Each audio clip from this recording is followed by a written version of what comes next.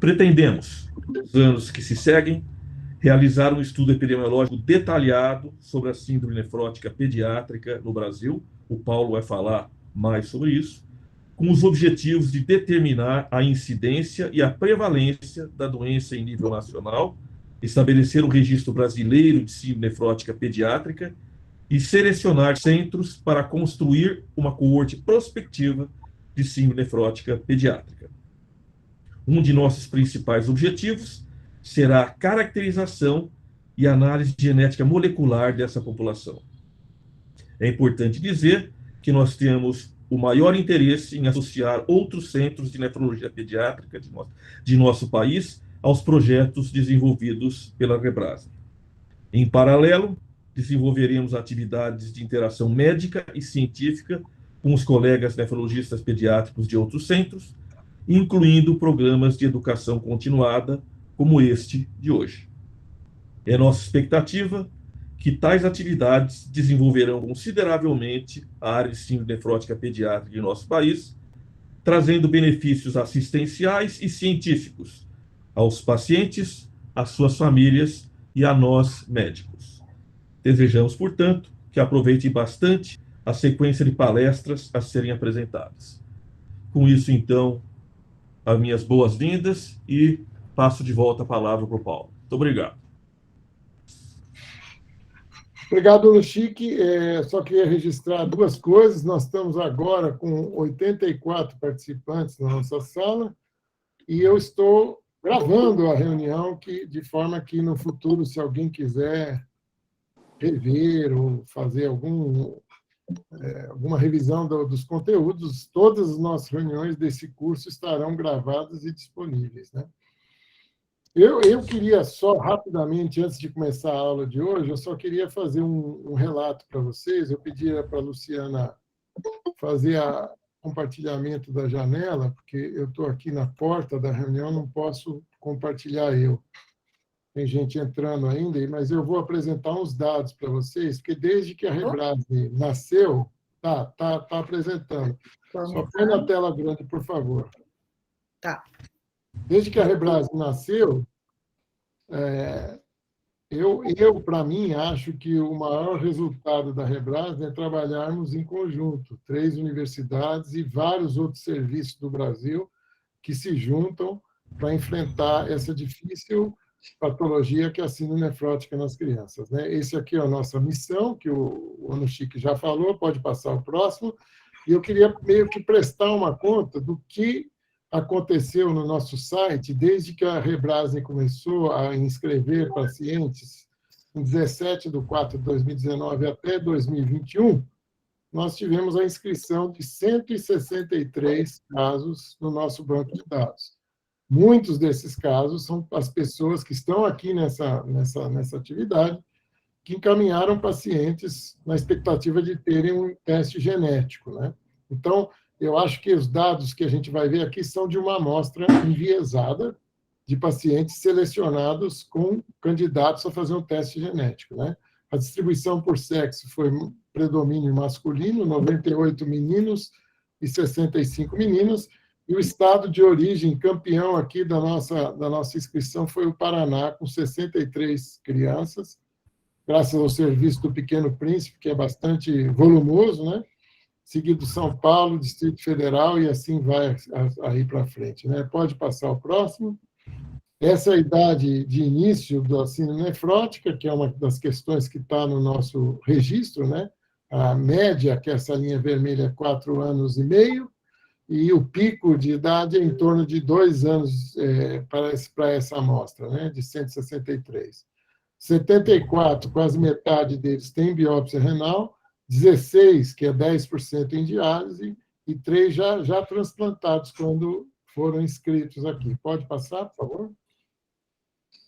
Em relação à distribuição da resposta dos esteroides, 95 crianças eram córticos sensíveis, 14 córtico remissão parcial, 49 córtico resistentes e 5 questionários não tinham resposta. Muitas crianças usaram inibidor de calcineurina ou ciclosporina ou tacrolimus, praticamente 1/3 usou ciclofosfamida, 22% microfenolato e uma pequena parte só que usou rituximab. Pode passar?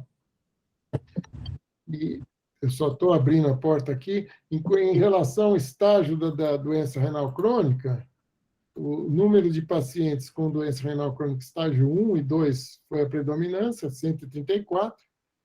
Estágio 3, 8 crianças, e estágio 4 e 5 tinham 21 crianças nessa amostra que foi inscrita nesse banco de dados. A gente fez uma seleção, todos já sabiam, desde o Congresso de Curitiba, a gente falou que não tinha, nossa intenção seria fazer o exoma de todas as crianças, né?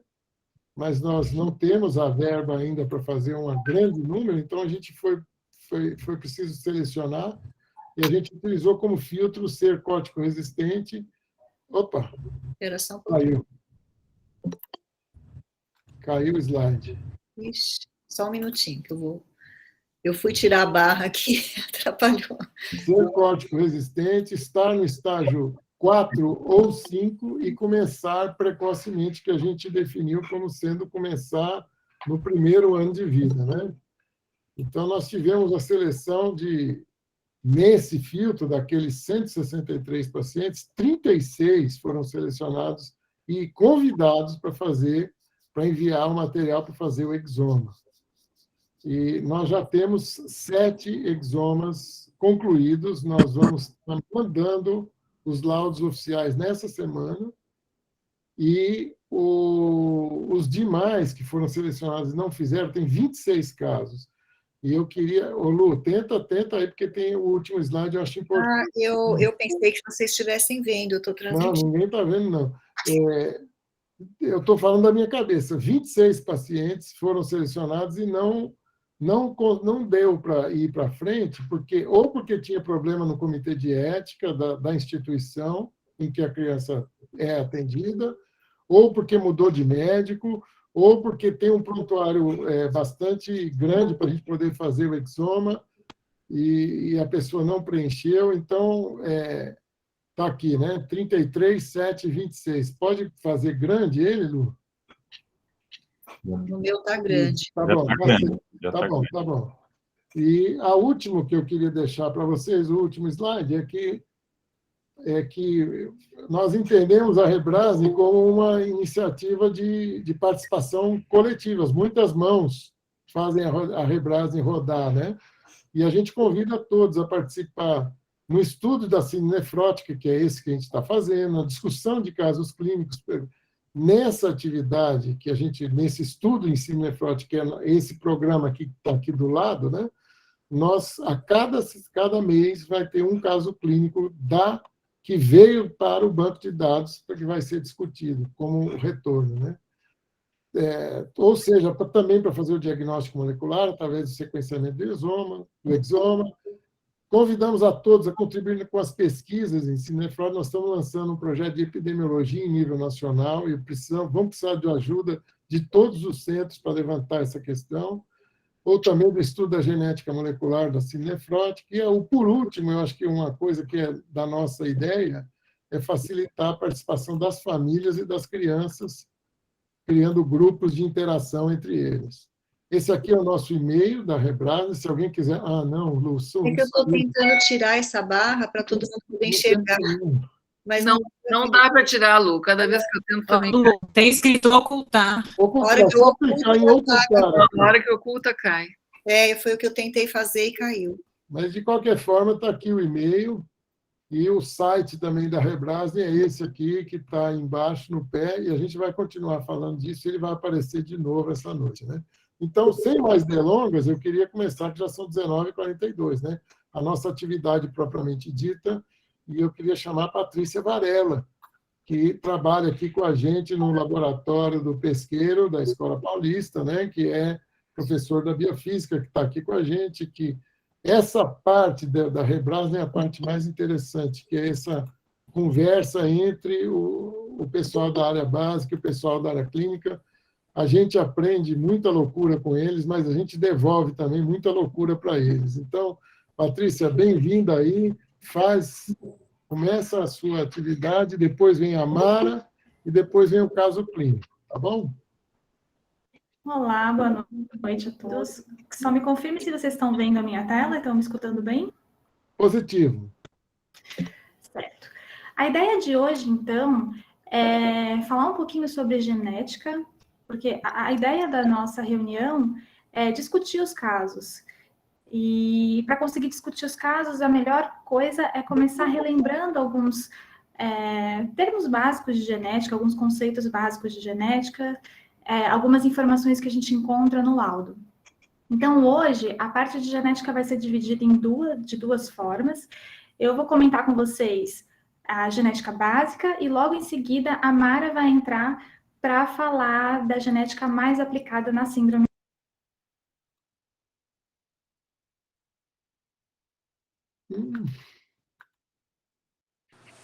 Tô sem áudio. Tá sem áudio. Fui eu. Eu quis desativar o meu e agora não volta. Patrícia, você está falando? Liga o seu microfoninho, Patrícia. Você consegue habilitar? Consegui. Vocês me escutam agora? Positivo. Deixa eu voltar aqui a culpa continua foi minha. apresentando, né? Deixa eu abrir aqui. Então, vamos lá. Vamos começar bem do básico mesmo. Então, genoma. A definição de genoma é que o genoma é uma coleção de informações genéticas de um organismo. E o nosso genoma, o genoma humano, ele está aqui guardado dentro dos nossos cromossomos. E se a gente desenrolar um cromossomo, igual a gente vê nessa figura aqui, a gente chega na estrutura básica do DNA, que é essa dupla fita, em forma de hélice, que é composta por nucleotídeos. Os nucleotídeos, que estão aqui destacados, eles são compostos por um açúcar, por fosfatos e por bases nitrogenadas. Nosso DNA ele é formado por 4 bases nitrogenadas. A adenina, que sempre vai parear com a timina, e a guanina, que sempre vai parear com a citosina, formando, então, essa dupla fita. E qual que é a função do DNA, né? O DNA, ele é uma molécula que contém toda a informação genética que é necessária para coordenar tanto o desenvolvimento quanto o funcionamento de todos os seres vivos. E o DNA também ele vai transmitir todas as características hereditárias. E para que isso aconteça, a organização dele, a ordem dessas bases nitrogenadas, ela é essencial.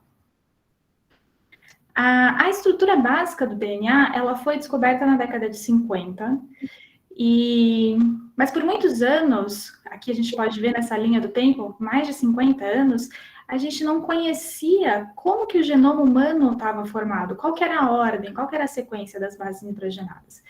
E essa informação é super importante, porque a gente sabe que é essa ordem que determina a vida, né? E pensando nisso, na importância de conhecer o genoma humano, em 1986 foi lançado o Projeto Genoma Humano. Qual que era a ideia do Projeto Genoma Humano? Era isso, era identificar quais os genes que nós temos, determinar a sequência dos nucleotídeos que compõem o genoma humano e guardar todas essas informações em bancos de dados para que elas fossem usadas como referência. E aqui, mais por curiosidade, o Projeto Genoma Humano ele foi lançado em 86, mas ele só começou de verdade em 1990. E ele demorou 13 anos para ser concluído. Isso porque contou com mais de 5 mil cientistas em mais de 250 laboratórios espalhados pelo mundo, e também contou com um orçamento que girou em torno de 3 a 53 bilhões de dólares. Ou seja, conhecer o genoma humano foi demorado, foi trabalhoso, porque precisou de bastante gente, e foi bastante caro. Mas foi essencial. E o que a gente sabe hoje? Quais foram os resultados disso? Hoje a gente conhece o genoma humano de ponta a ponta, a gente sabe que nós temos 3,2 bilhões de nucleotídeos, temos mais ou menos 25 mil genes que correspondem a 2 a 3% do total do genoma. E o que são os genes? Os genes são as regiões do DNA que são responsáveis por codificar uma proteína. Então, sempre que uma proteína precisa ser produzida, o gene é o codificador dessa proteína.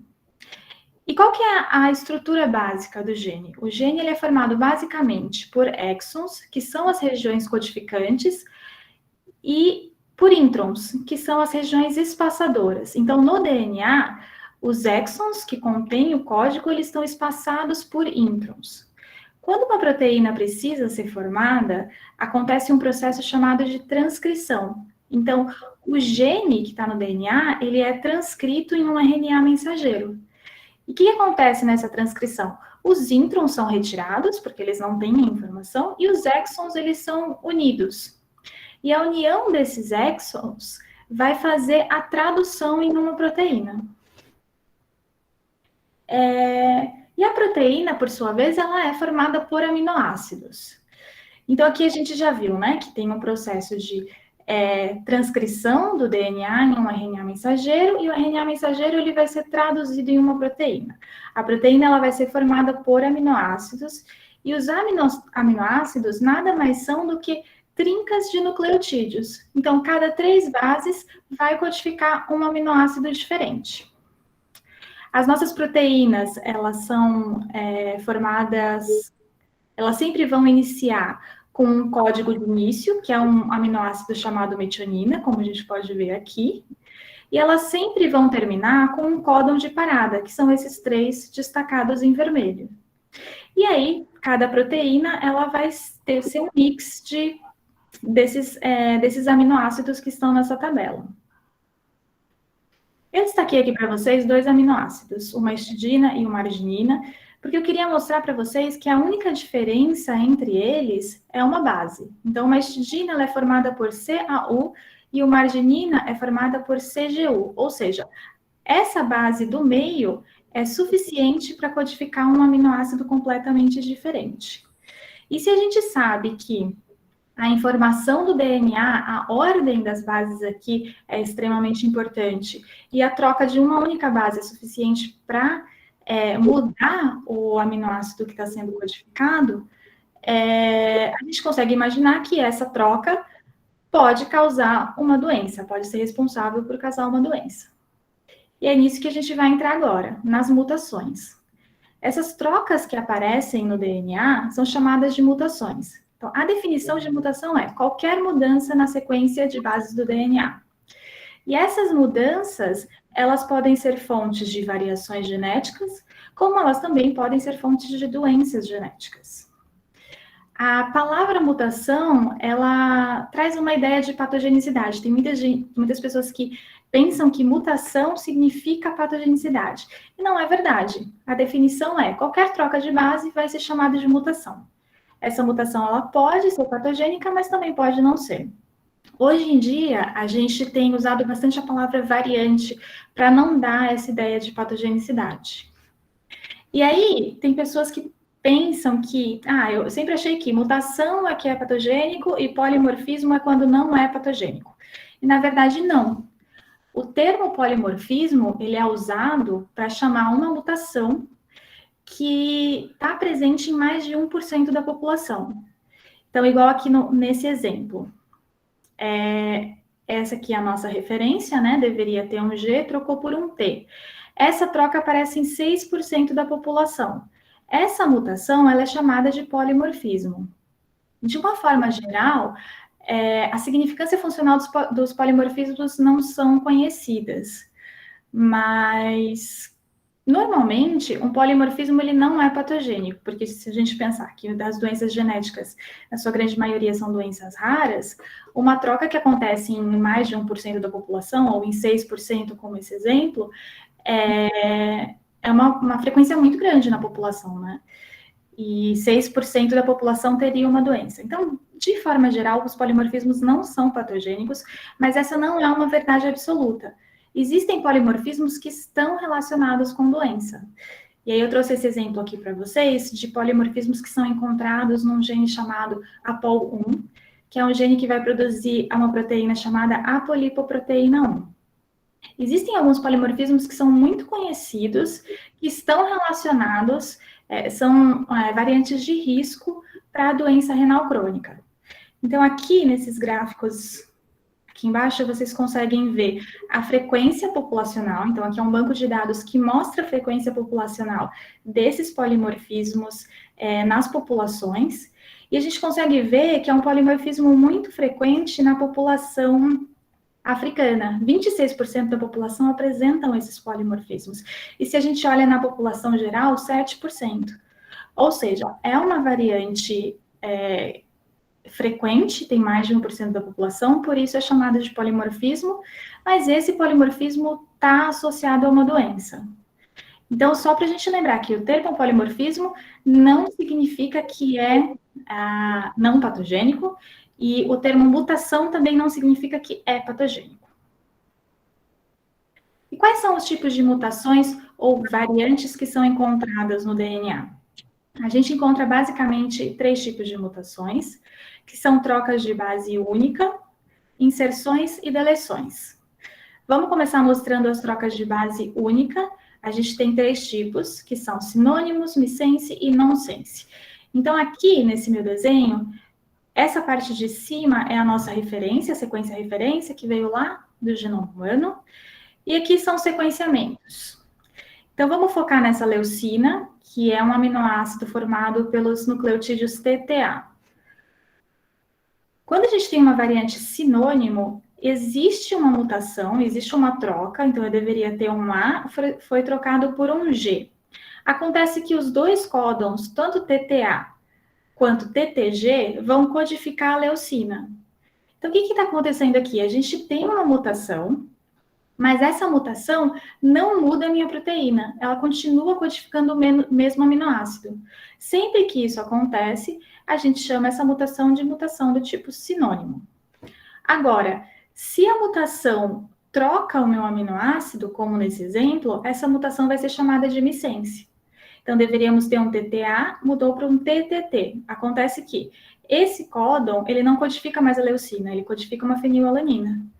Então, essa mutação vai promover uma mudança na minha proteína. Nesse ponto, eu não vou ter mais o aminoácido referência, ele foi trocado por um outro aminoácido.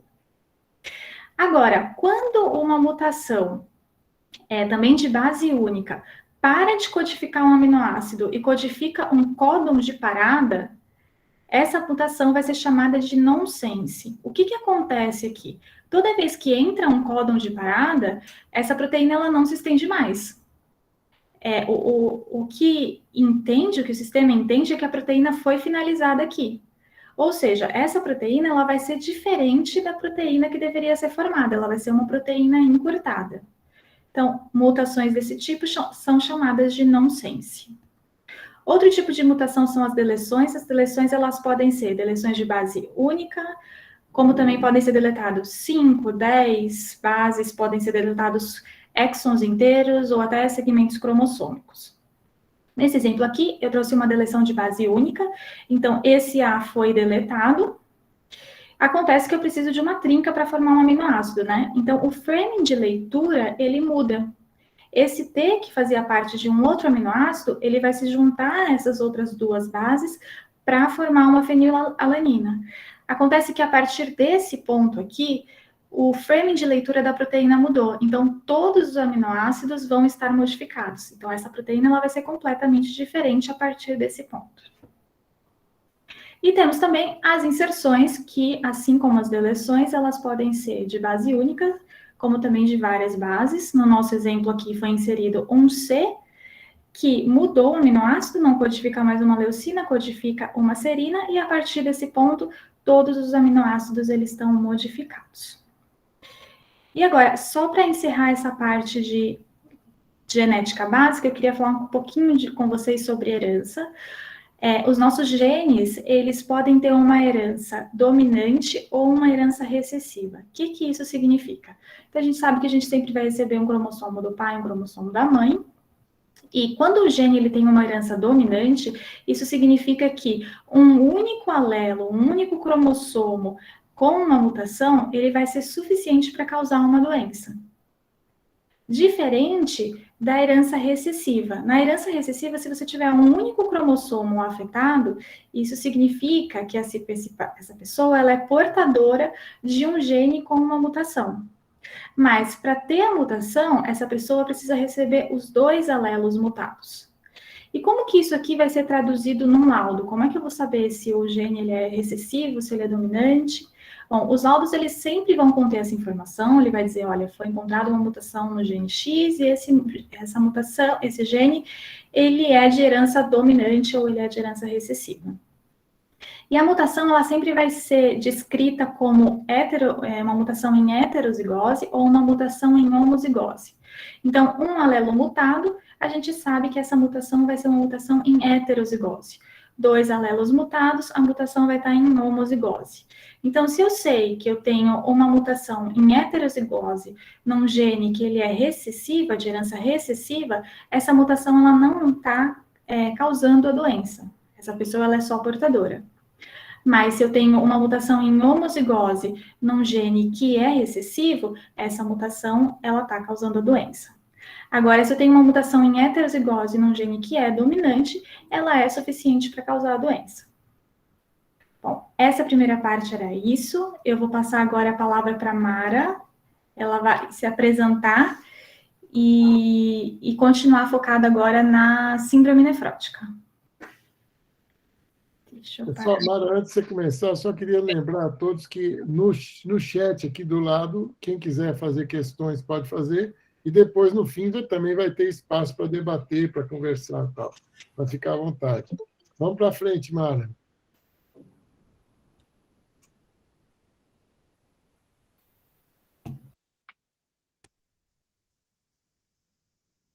Tá dando para ver? Positivo. Ok. Então, prazer. Meu nome é Mara Sanches Guaranha. Eu sou bióloga, sou formada pela Unicamp, sou pesquisadora colaboradora lá da Unicamp, né, do CBMEG, Centro de Biologia Molecular e Engenharia Genética.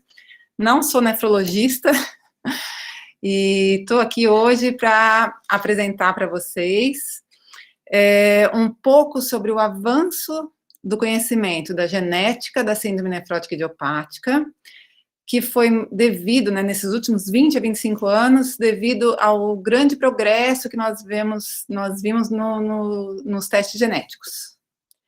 Então, principalmente devido às tecnologias de sequenciamento, né? Eu vou dar uma pincelada rápida aqui, de uma forma simplificada, nos diferentes métodos de sequenciamento que a gente utiliza na prática, no dia a dia da biologia, dentro do laboratório. Então, o método de Sanger é um método que a gente consegue sequenciar um gene por vez. Neste tipo de sequenciamento, nós, então, escolhemos primers, que são sequências pequenas, que estão representadas aqui em vermelho, né, sequências de DNA, que são complementares à região de interesse. Então, no caso aqui, a região de interesse são os exons, como tinha falado a Patrícia, né? Os exons, que são a porção codificante do nosso gene. A gente sequencia também pedaços de intron para ver regiões regulatórias, que são importantes, mas não dá para a gente sequenciar tudo de uma vez, né? A técnica não comporta esse tipo de sequenciamento. Então, nós selecionamos os exons e amplificamos e depois sequenciamos esses exons, de um gene por vez. Essa técnica, ela é muito minuciosa, ela é detalhista, então eu comparo essa técnica a uma pintura, a um quadro de Monet. Toda vez que eu falar sobre Sanger, eu vou colocar essa pinturinha aqui para a gente saber que a gente está falando de Sanger. Sanger foi quem inventou essa técnica em 77, só para contextualizar aqui. Esse método ainda é o padrão ouro do sequenciamento, mas outras abordagens, né, do sequenciamento de nova geração surgiram a partir de 2010. Então, aqui nós temos a técnica de segunda geração, como a gente pode chamar, porque já existe a técnica de terceira geração, só que eu não vou falar hoje, tá? Então, o Next Generation Sequencing, né, o NGS, eu comparo aqui com uma pintura, né, de uma parede, com vários pintores pintando ao mesmo tempo. Por quê? Porque essa técnica, realmente, ela é massiva, como é falado, inclusive o jeito que a gente usa, né? Ela é massiva e paralela. Ou seja, nós conseguimos sequenciar vários genes ou várias regiões ao mesmo tempo, de forma paralela e massiva, né? Então, aqui nós temos diversas abordagens, né? São 3 abordagens principais. Então, o painel é a primeira abordagem que a gente pode utilizar. onde a gente seleciona alguns genes de interesse, que geralmente são associados à doença, à condição que a gente quer estudar, né? No caso da síndrome nefrótica, a gente sabe que já existem aproximadamente 70, 80 genes associados de forma sindrômica ou não sindrômica, né? Então, aqui a gente seleciona esses genes, e aqui nós vemos, então, em vermelho, sondas que pegam somente os genes que a gente tem interesse em estudar. Uma outra abordagem é o exoma completo, que vocês com certeza já ouviram muito falar, né, o painel também. O WES, como é falado, né, do inglês, Whole Exome Sequencing. Neste caso, a gente faz o quê? A gente escolhe, a gente faz uma captura de todos os exons do genoma, de aproximadamente 21 mil genes do genoma. Isso a gente encomenda em kits, né, não é uma coisa que a gente vai fazer um por vez, como nesse caso do Sanger. Então, aqui, as sondas, elas vão capturar os exons, e a gente sabe que aproximadamente 1 ou 2% do genoma é composto por exons, sendo que nessa porção exônica, ou codificante, corresponde, então, a 85% das doenças de origem mendeliana, de origem monogênica, de causa única, né, de um gene único. Então, aqui a gente já consegue resolver grande parte da etiologia das doenças monogênicas. Bom, e quando a gente, então, captura, na verdade a gente não captura, né, a gente não enriquece para uma região específica, que no caso dos exons, quando a gente sequencia o genoma todo, a gente tem, então, um sequenciamento do genoma completo. Então, aqui a gente tem sondas que vão sequenciar todo o genoma, né, que vão capturar todo o genoma de uma vez só, e, neste caso, então, a gente consegue pegar rearranjos na região intrônica e na região exônica, né, rearranjos maiores, desequilíbrios genômicos, maiores deleções, duplicações, translocações, que a gente não conseguiu detectar pelas técnicas anteriores. Então, a gente consegue, pelas técnicas de Sanger e de painel, identificar variantes novas. E com a técnica de WES e de WGS, a gente consegue identificar variantes novas, mas também identificar genes candidatos. E neste caso, então, é importante, por exemplo, no caso de doenças geneticamente heterogêneas, como é o caso da síndrome nefrótica. Bom, então, entrando no assunto da síndrome nefrótica propriamente dito, nós sabemos que dos 20% dos córtico-resistentes, nós já conhecemos 30% dos genes, né, que causam doenças nos podócitos, né, as podocitopatias. Então, os podócitos aqui, só para a gente relembrar, né, a barreira de filtração glomerular, ela é composta pelos podócitos, pela membrana basal glomerular e pelo endotélio fenestrado. Então, os podócitos são essas células altamente especializadas, com um corpo celular muito grande, prolongamentos que encapsulam aqui, né, que englobam, recobrem os capilares glomerulares.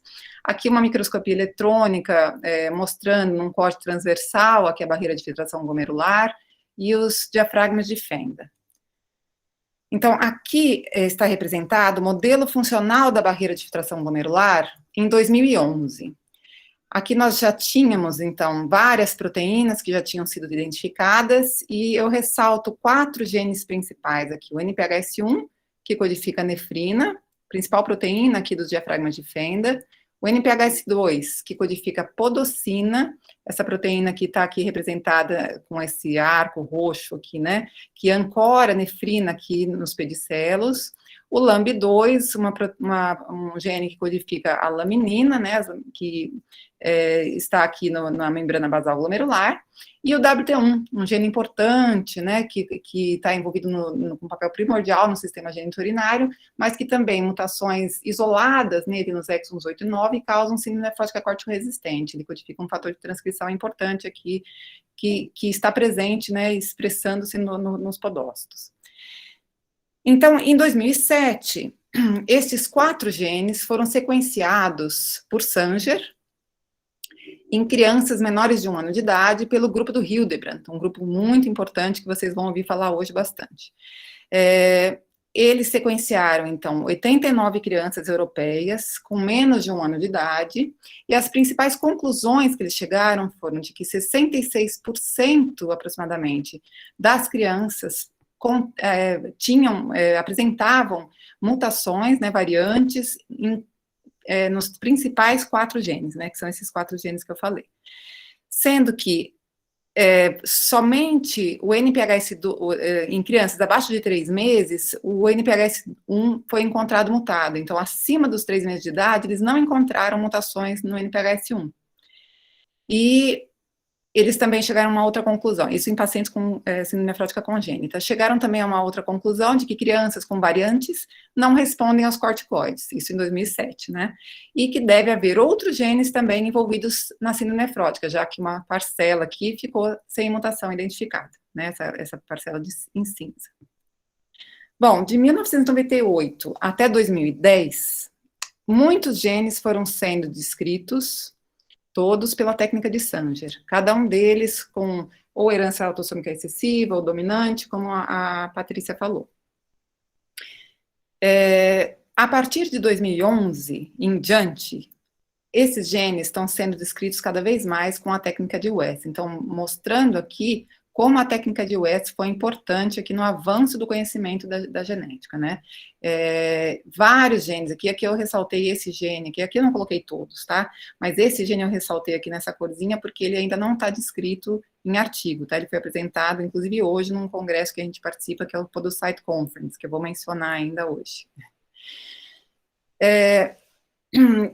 Não só, todos esses genes foram identificados não somente devido às técnicas de sequenciamento, mas também ao registro, né, a registros epidemiológicos que buscam a causa e prognóstico da síndrome nefrótica, com foco nos podócitos. Então, aqui nós vemos um registro, que é o RADAR, que é do Reino Unido, que tem como foco o estudo de doenças raras, incluindo a síndrome nefrótica. O Podonet, que é da Europa, né, um registro importante, com foco nas doenças renais dos podócitos.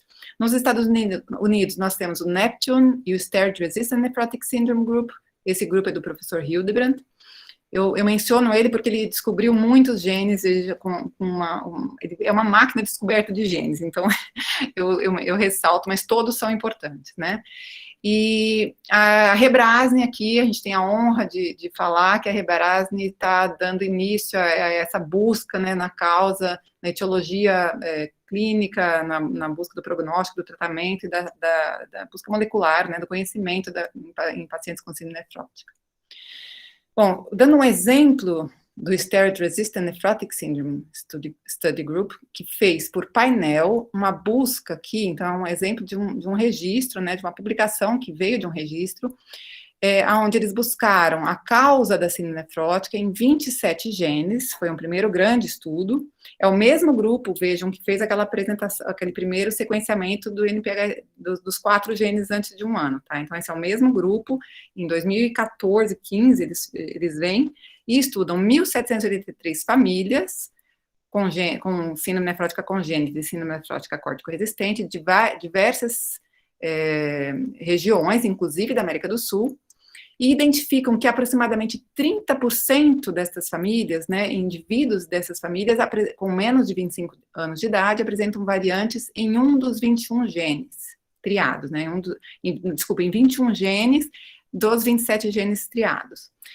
E eles chegam à mesma conclusão, de que o NPHS1 realmente, ele é um gene mais afetado na síndrome nefrótica congênita, mas que ele está, assim, presente, né, aumentando o N de paciente, eles veem que mutações nele também são encontradas em idades mais avançadas, né, até os jovens aqui, até tem uma barrinha pequenininha, ainda está entre os 13 e 18 anos.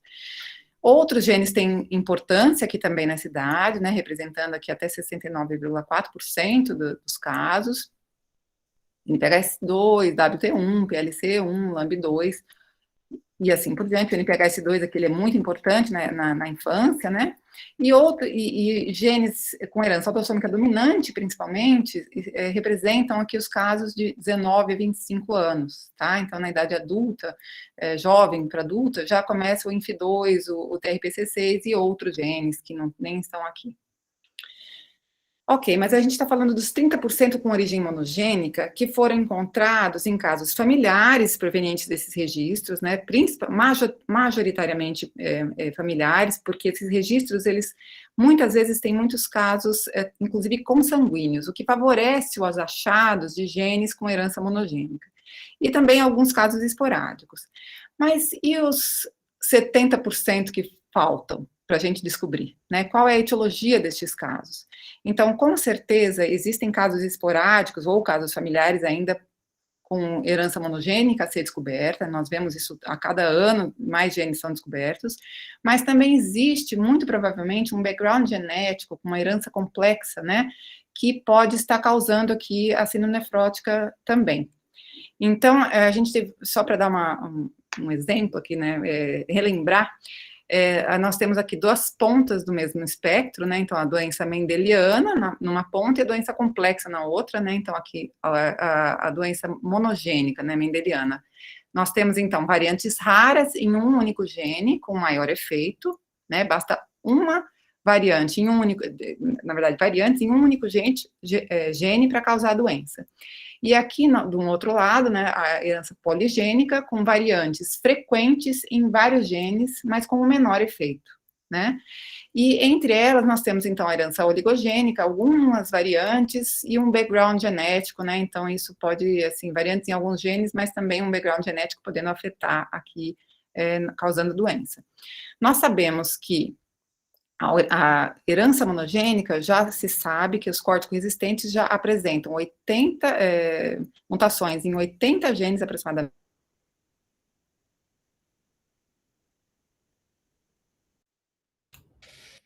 Caiu o áudio dela. Escritos. Oi? Não, seu áudio tinha caído, voltou. Ah, tá. Voltou? Aonde que eu parei? Aqui mesmo. 80 genes. Tá. Esses 80 genes causando síndrome nefrótica córtico-resistente ou sindrômica. E nós temos também alguns genes já descritos com herança monogênica nos casos responsivos ao tratamento, tá? Então, já tem alguns genes sendo identificados como causa monogênica. Mas, além disso, nós temos também na outra ponta, alelos de risco sendo descobertos, então, no HLA, em alguns outros genes modificadores do sistema imune, ou no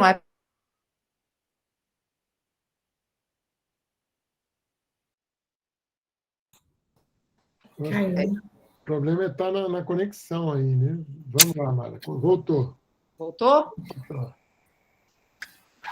Ok. Ouviram aqui dos alelos de risco? Sim. Tá. Está acabando. Então, hoje, atualmente, nós temos já sendo criado um modelo funcional da barreira de filtração glomerular para a síndrome nefrótica córtico-sensível. Então, nós temos aqui que na síndrome nefrótica córtico-sensível, alguns genes estão presentes nos podócitos, causando a síndrome nefrótica córtico-sensível, provavelmente, mas, muito provavelmente, existem alelos de risco influenciando aqui também, além dos genes estruturais dos podócitos, nós temos alelos de risco influenciando moduladores, variantes em genes moduladores, além de fatores ambientais, tais como infecção, atopia, alergênicos alimentares. Então, existem várias hipóteses de que a síndrome nefrótica córtico-sensível esteja agindo, esteja sofrendo, né, influências ambientais e genéticas aí nos modos de uma herança complexa. Então, para finalizar, esse slide mostra, eu peguei hoje de uma apresentação do Hildebrand, né, do professor Hildebrand, apresentada hoje no congresso, no 13º Podocyte Conference, mostrando a complexidade de vias que estão sendo apresentadas, nós já temos descritos vários genes, né, então, com herança recessiva, vários genes em vermelho aqui, já descobertos, dominantes, né, com herança com herança dominante, em azul, e aqui, os que estão em amarelo, ele ressaltou na apresentação de hoje, todos os genes que do grupo do Hildebrand, já foram identificados por eles. E os mais recentes, estes em verde, tá? Então, isso aqui é recente, não publicado, assim, é a imagem do Hildebrand. Então, é isso. Venham fazer parte da Rebrasme. Espero que vocês estejam me ouvindo. Não, ouvimos bem, sim. Ah, que bom. Então, eu só queria chamar agora, então, a Luciana, que uma das grandes, todo mês, nós vamos ter uma atividade dessa quarta-feira, né? E um dos grandes interesses nossos é trazer um caso que veio da audiência, né? Então, que veio do grupo que botou os casos na Rebrasne, tá certo? Então, a Lu vai apresentar e a Karina que vai falar do caso. Lu, por favor, você pode tomar... Tá dando para ver o slide? Perfeito. Então, a Karina Mello foi uma médica que trabalha com a gente, atualmente no Samaritano, que inscreveu um dos primeiros pacientes que a gente analisou, e a ideia de trazer esse caso hoje não é discutir o caso em si, mas a importância do teste diagnóstico nesse caso. Pode começar, Karina, por favor. Oi, pessoal, boa noite, está dando para ouvir? Sim. Eu vou apresentar, então, o caso de uma paciente do sexo feminino, que já acompanha com a gente lá no Serviço do Samaritano desde os 2 anos de idade. É uma paciente que hoje tem 7 anos, ela é natural de Mogi das Cruzes, da região de São Paulo mesmo. No episódio neonatal, não chamou atenção nada, além da hipertensão materna. Foi uma paciente que nasceu de termo, com quase 2,5 kg. Teve um teste do pezinho normal, de história familiar trazia uma consanguinidade aí dos pais que eram primos de 2º grau.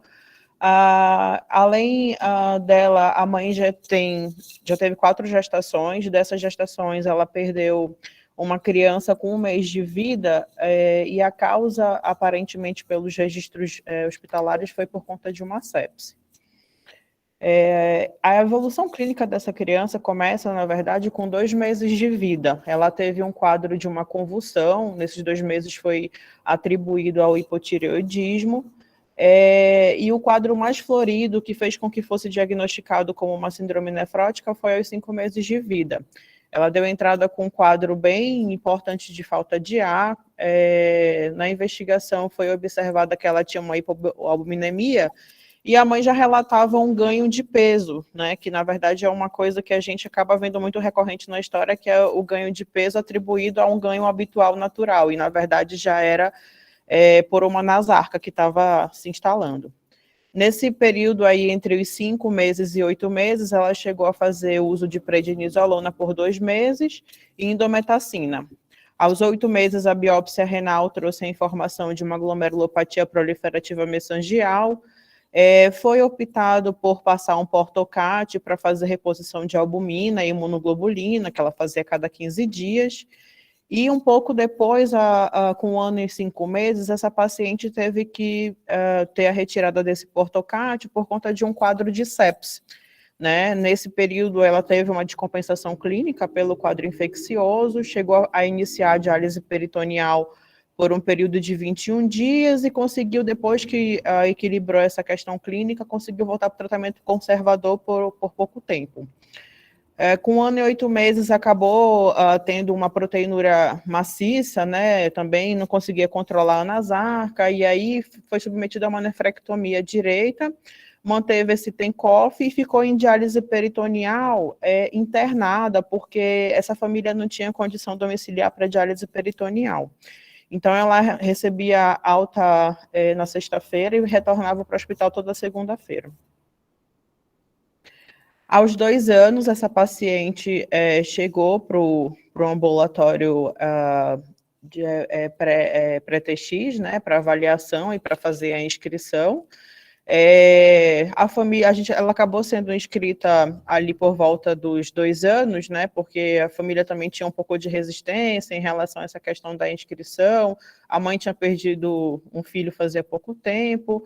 É uma paciente com tipagem B, com painel 0, a mãe de 30 anos, o pai com 28. Como era quem sustentava a família, a gente não pensava, né, a equipe não pensava que ele pudesse ser um doador até então. Então, a mãe tinha um desejo de doar, mas tinha a questão aí do risco, porque é uma mãe que vinha de muitas gestações, né, uma atrás da outra. E do ponto de vista vascular hematológico, foi uma paciente que foi submetida a algumas trocas aí de permicate, 6, que a gente conseguiu contabilizar. Em setembro do ano passado, nós conseguimos fazer o estudo, né, vascular, e vimos que ela tinha uma trombose bem extensa venosa de subclávia bilateral e jugular interna. A mãe, que era possível doadora, engravidou novamente, e por conta desse estudo vascular, a gente acabou conseguindo priorizar por falta de acesso mesmo. E essa paciente já tinha toda a pesquisa de trombofilia que era negativa. O transplante aconteceu, então, em janeiro desse ano, aos 6 anos de idade, teve um tempo total aí de lista de 4 anos e 9 meses, foi um doador falecido de 27 anos, o mismatch de 212, e um tempo de isquemia de quase 24 horas. Ela foi induzida com Basilix e Solumedrol, a manutenção foi feita com tacopred-asa, que ela continua até hoje, e nesses 6 meses de transplante, ela vem evoluindo bem da função renal, vem estável clinicamente e sem sinais de recidiva de síndrome nefrótica. Então, essa foi a primeira paciente que a gente teve o exoma pronto. Infelizmente, esse exoma ficou pronto depois dessa criança ter sido transplantada, mas eu queria que a Patrícia mostrasse para a gente o resultado desse exoma, por favor. Então, nessa paciente foi feito um exoma.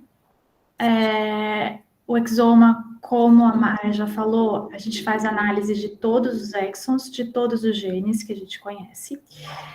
E como são muitos, são mais de 25 mil genes, o que a gente fez primeiro foi fazer uma triagem dos 79 genes que já estão descritos como possíveis causadores, né? Mutações desses genes podem causar doença, podem causar síndrome nefrótica. Fizemos a triagem nesses 79 e encontramos uma mutação no NPHS1. Sempre que a gente encontra uma mutação pelo exoma, a gente faz uma validação, uma mutação que é potencialmente patogênica, a gente faz uma validação por Sanger, que é o sequenciamento que ainda é o padrão ouro. Então, essa imagem que eu estou mostrando para vocês é a validação no Sanger. Então, o exoma mostrou uma mutação no exon 4 do NPHS1, que era uma deleção de 3 bases. Então, aqui é um eletroferograma, né? Em cima a gente consegue ver a sequência referência, que vem lá do genoma humano, e aqui o eletroferograma do paciente. Nesse eletroferograma, a gente consegue ver os 2 alelos. E esse espaço em branco é uma deleção. Então, a gente consegue saber que essa paciente tem uma deleção em homozigose, de 3 bases. E aí, nós fizemos, como tinha o histórico de que os pais são primos, a gente fez o mesmo sequenciamento para os pais. Então, aqui a gente pode ver o sequenciamento da mãe e o sequenciamento do pai. E a gente vê uma alteração em heterozigose. Como é uma deleção, vocês conseguem ver que o eletroferograma ele vem bonitinho até aqui e depois começa uma duplicação de bases. Como a gente está analisando 2 alelos, a gente vê um alelo normal e um alelo que está com a deleção. Por isso, essa duplicação. Então, através do sequenciamento por Sanger, a gente conseguiu confirmar que os pais eles carregam a mutação, mas eles não são doentes. Por quê? Porque o NPHS1 é um gene de herança recessiva, então eles só são portadores da mutação patogênica, mas a filha, ela recebeu os 2 alelos mutados, e ela apresenta essa mutação aqui em homozigose. E a mutação é essa descrita aqui, uma deleção de 3 bases entre os nucleotídeos 515 ao 517, que forma essa alteração na proteína. Troca uma treonina na posição 172, acontece essa deleção. Então, muito rapidinho, assim, comentando, a ideia não é tanto a história clínica, mas a gente queria trazer qual seria a importância, né? Esse caso, acho que vem ilustrar um pouquinho a importância do teste genético para a síndrome nefrótica. Primeiro, a implicação direta no tratamento dessa criança, né? A gente não tinha, toda a condução dessa criança foi feita sem o resultado do teste. O teste chegou depois que ela já era transplantada. Mas será que a gente teria mudado alguma coisa, né, na história dessa criança? Então, primeiro, a implicação direta no tratamento. Essa criança foi tratada inicialmente no Hospital Darcy Vargas, foi muito bem tratada, né? Então, eles acertaram em usar um tempo curto de corticoide, em não tentar imunossupressão mais pesada, em usar um tempo reduzido, que isso, agora a gente sabe que isso não funcionaria, porque ela tem essa mutação em NPHS1, e os pacientes com essa mutação normalmente não respondem ao tratamento com imunossupressão, né? Então, eles tiveram uma conduta super acertada, mas na maioria das vezes a gente insiste muito mais no corticoide, muito mais na imunossupressão, e essas crianças têm todas as complicações do tratamento sem benefício na síndrome nefrótica, né? Muito provavelmente a gente poderia ter evitado a biópsia renal se a gente tivesse esse teste genético rápido. Isso é uma tendência atual de que o teste genético venha substituir a biópsia renal quando a gente já tem o diagnóstico. Não faz tanta diferença a gente ter o histopatológico no caso, né? A gente consegue ter uma ideia de prognóstico de em quanto tempo essa criança evoluiria para a doença renal crônica.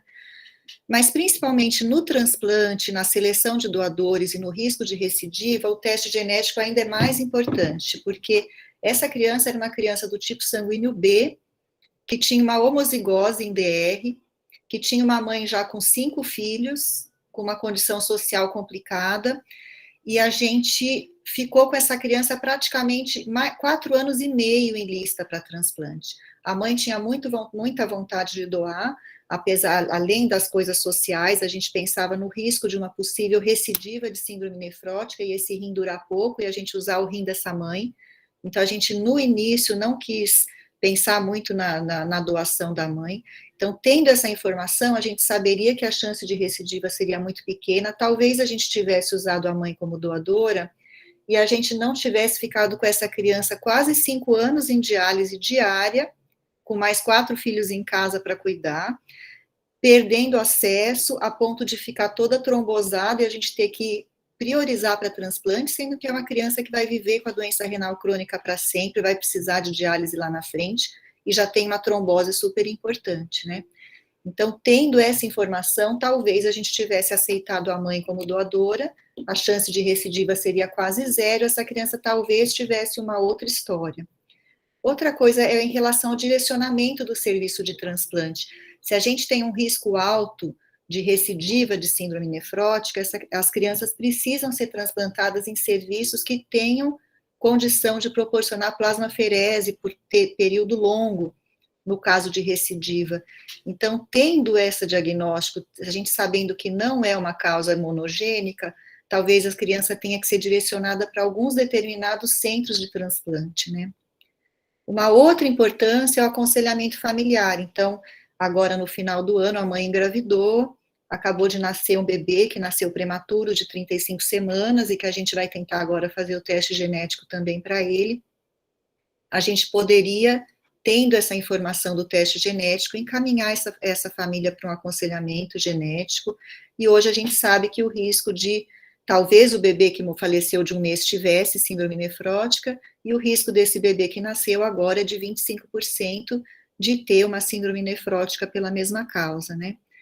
Então, a gente trouxe esse caso, além de ser o primeiro exoma que a gente fez, para mostrar um pouquinho da importância do teste genético e onde ele poderia ter mudado ou ajudado, né, na condução do caso clínico dessa criança. E como a gente sabe, é bem possível a gente viver sem o teste. A gente consegue conduzir, sempre conduziu sem o teste, mas a qualidade dessa condução da criança poderia ter sido bastante diferente, né? Acho que é isso. A gente queria abrir agora para comentários, dúvidas, discussões, né, sobre o teste genético, sobre ver o que vocês pensam aí de tudo isso. Estamos bastante felizes de entregar o primeiro resultado de exoma feito dentro da Rebrase, né? Desses 33 selecionados, já tem 7 prontos. Foram feitos dentro da nossa estrutura, interpretado dentro da nossa estrutura da Rebrase, com muita discussão, principalmente da Mara, da Andréia, da Luciana e da Patrícia. E eu acho que é um orgulho muito grande da gente estar conseguindo fazer e entregar isso agora. E a ideia é que a gente amplie mais ainda essa pesquisa, né? Vamos abrir a discussão? Olha, nós tivemos aqui hoje 140 pessoas que passaram por aqui pela sala, agora tem 126. Está aberto para discussão. Alguém quer falar alguma coisa? Alguém quer fazer uso da palavra? Eu queria só fazer uma pergunta para o pessoal do laboratório. Podia tecer algum comentário sobre custo, porque A Patrícia citou que o projeto Genoma custou um trator de dinheiro naquela época, de 2000, né? O Pesqueiro ou o Onuchique podiam atualizar a gente quanto está custando para fazer um exoma?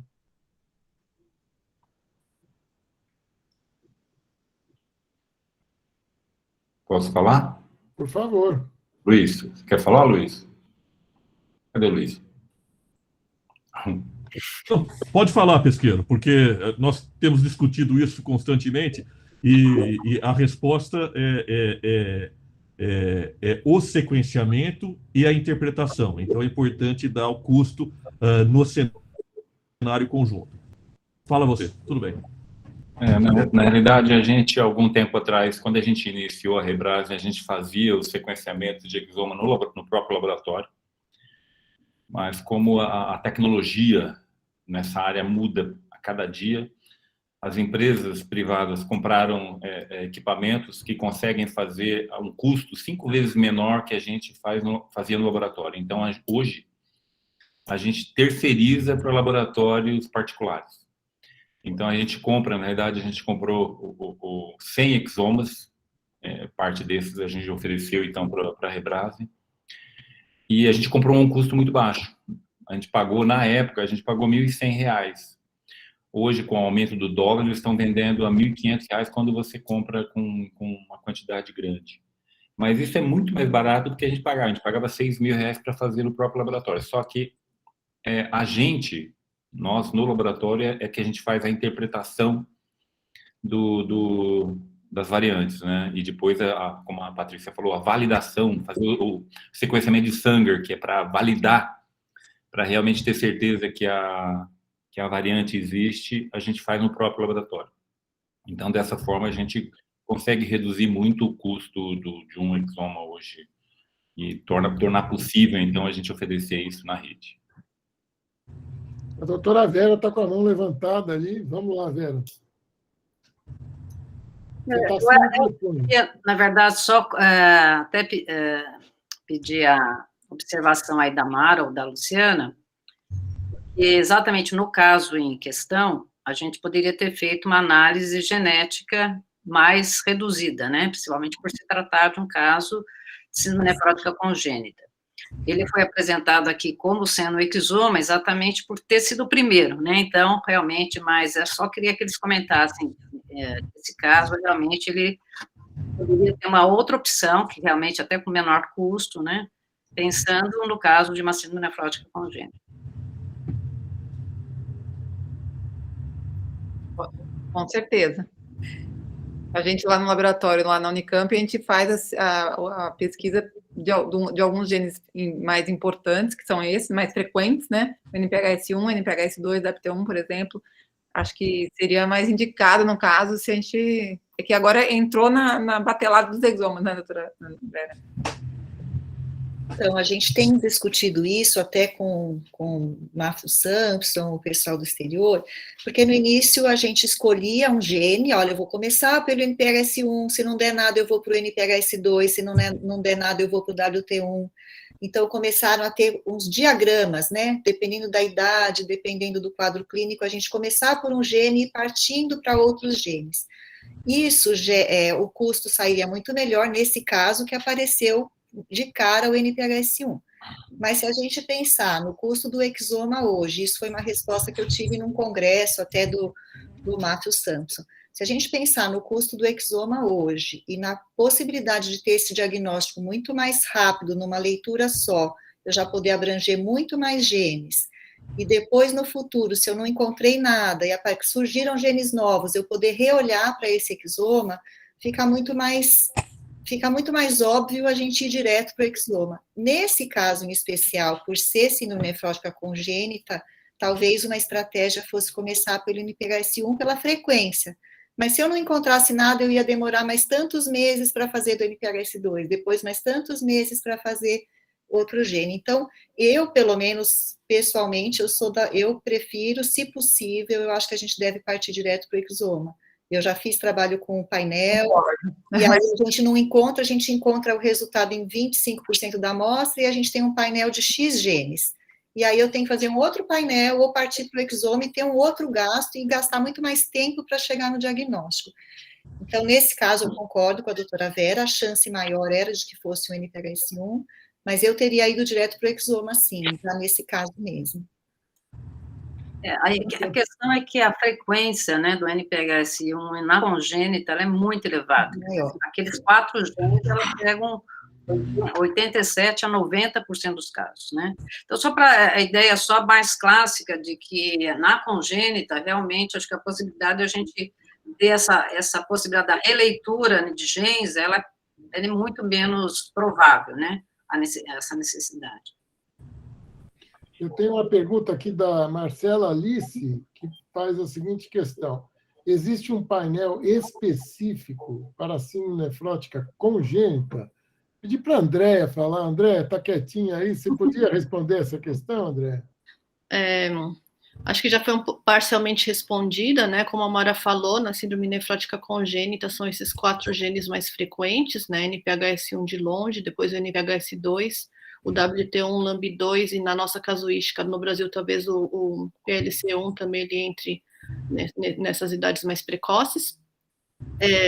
Só que a gente hoje não faz esse painel. Existem até esses guidelines que a Luciana comentou, né, que antigamente, a gente até pode dizer, alguns anos atrás se faziam, mas a questão é que ainda a gente não consegue o diagnóstico em 20% a 30% dos casos, né, então fazer esse sequenciamento pelo painel, depois que, se a gente não encontrar variantes, eu não consigo mais avaliar outros genes, nesse caso, se existisse esse painel.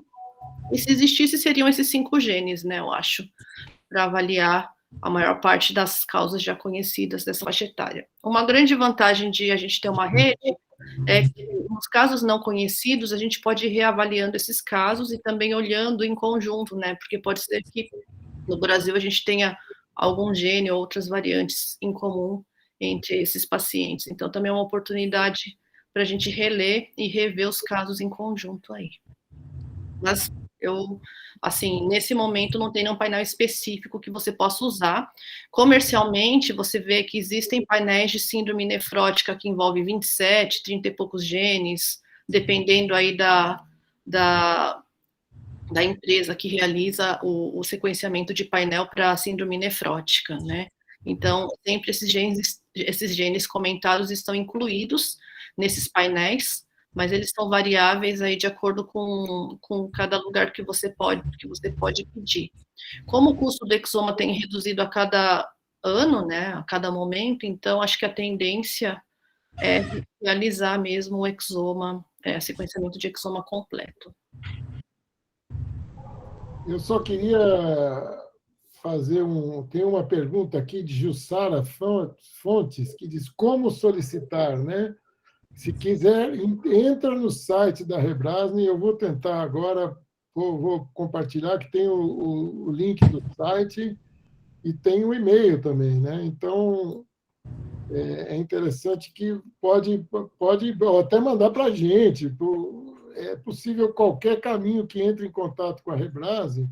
Vê se está compartilhando, por favor. Sim. Então, vocês estão conseguindo ver o site e a coisa? Para mim está escrito. Está cortado, Paulo. Cortado. Para mim está cortado também, achei estranho. Mas eu vou falar, porque rebrasne.contato@gmail.com ou o site https Rebrasne. Deixa eu tentar aqui, porque está estranho isso aqui. Parar a apresentação, eu vou de novo. Eu já estou tão acostumado a fazer apresentação que a vida da gente virou isso agora, né? Virou apresentação. Então, a aula, tese, tudo. Apareceu agora? Ainda não. Não estou Vamos vendo. digitar, a gente pode digitar no... Isso, coloca no... Aí, agora entrou, né? Entrou. Então, está aí o contato por e-mail ou por site. No site já tem um formulário esse formulário que eu apresentei os dados de inscrição dos pacientes, e a gente vai usar esses critérios. Eu queria só deixar claro que toda essa atividade ela está financiada exclusivamente até o momento por verba da FAPESP e do laboratório do pesqueiro ou do ONU-CHIC também. Então, se a gente puder ter bastante colaboração em nível nacional, aumenta a chance da gente conseguir manter essa linha de financiamento junto aos órgãos de financiamento de pesquisa. Se a gente tiver um número grande de inscrições e de participação em como um curso como esse, que tenha bastante gente, e ele vai ser organizado toda a última quarta-feira do mês, toda quarta quarta-feira do mês, né? Das 7h30 às 8h30, sempre com uma aula e um caso clínico, eu chamo a atenção de todos, que a participação é fundamental. Eu acho que um dado importante, para só enfatizar o que o pesqueiro já disse, é que, no contexto da Rebrasne, o sequenciamento e análise de exoma completo acaba saindo bem mais barato. Por quê? Porque, não só, como o pesqueiro explicou, existem esses acordos para o sequenciamento, mas, como a análise e interpretação é feito dentro do nosso próprio contexto. Portanto, isso acaba não sendo pago, né? Então, o que nos favorece a fazer, evidentemente, né, dentro de um custo que permite um número muito mais apreciável de casos. Tem uma dúvida aqui, duas dúvidas aí. Solicito exoma para síndrome nefrótica. Depois tem uma outra pessoa que diz, Paulo, para incluir pacientes do grupo, ainda são aqueles 3 critérios referidos no início, síndrome nefrótica córtico resistente, doença renal crônica e menor que 1 ano? Não.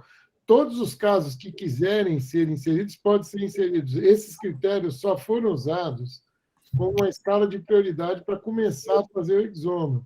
O nosso objetivo lá na frente, se possível, é fazer o exoma de todas as crianças córtico-resistentes e talvez até também das córtico-sensíveis. Se a gente conseguir fôlego de financiamento, o nosso objetivo estratégico lá na frente é fazer um trabalho genético de fundo mesmo.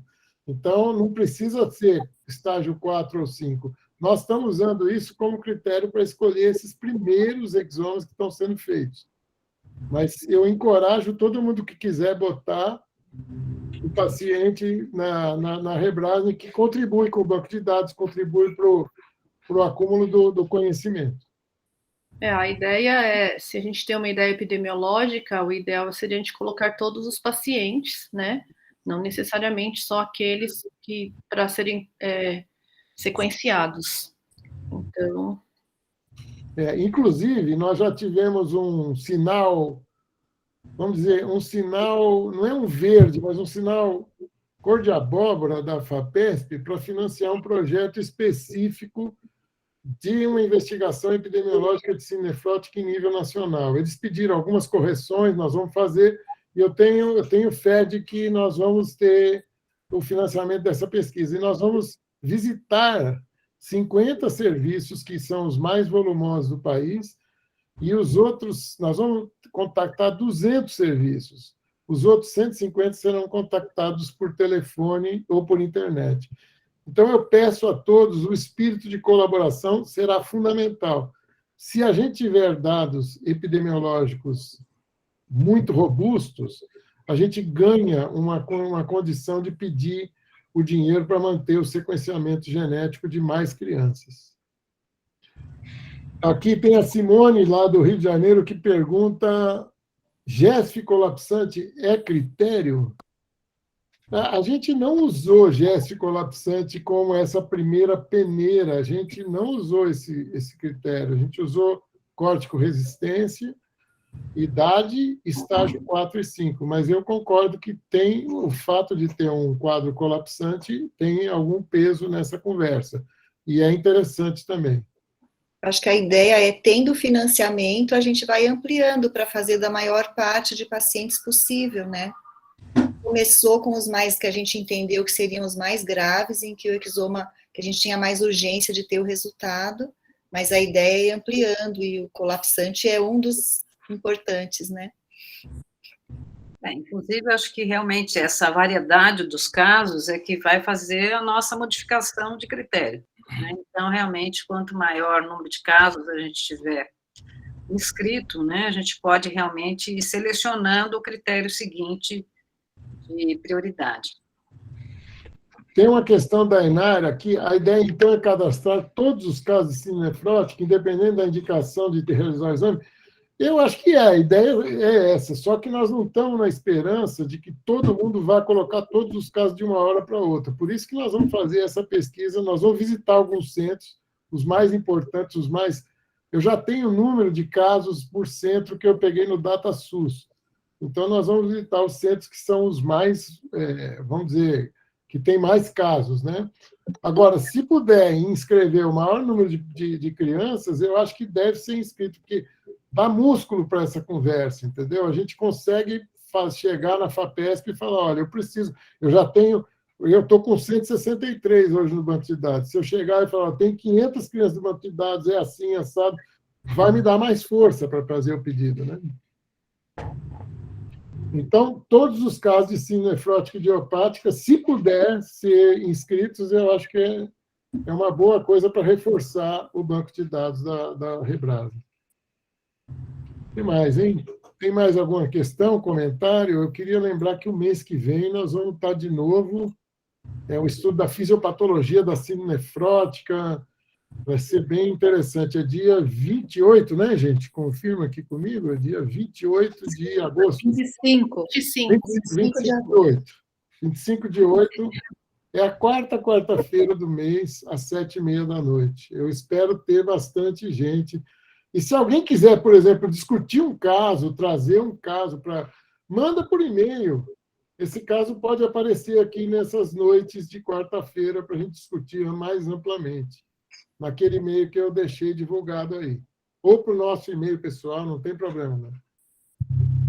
E os dados principais para a discussão do caso são daquela ficha simples que tem no próprio site, né? Então, numa sequência, se a gente quem quiser discutir, se conseguir já inscrever o paciente, a gente já vai ter os dados básicos para discussão, e claro que por e-mail vocês poderiam enfatizar algum dado assim que vocês gostariam de discutir especificamente de cada paciente. Eu acho que uma coisa que seria interessante, já aproveitando que tem bastante gente, do pessoal divulgar a Rebrasa, né? Falar para outras pessoas para se juntarem ao grupo, trazer casos. Eu acho que essa é uma coisa importante, né? De aproveitar esse pessoal que está aqui e divulgar a rede. Muito bom. Mais alguma dúvida, questão, comentário? Então, vamos encerrar, né? 20h50, nós passamos 20 minutos, mas eu acho que foi muito bom. Nós tivemos uma média de 120 pessoas na audiência o tempo todo. Eu queria agradecer a todo mundo, dizer que o mês que vem nós estamos de volta. Eu vou mandando depois lembretezinhos de WhatsApp para todo mundo. Muito obrigado por todos e um forte abraço. Eu vou mandar também o link para essa reunião que foi gravada, tá bom? Boa noite a todos. Boa noite. Boa noite. Obrigada, gente. Boa noite. Boa noite a todos. Tchau, tchau. Boa noite a todos.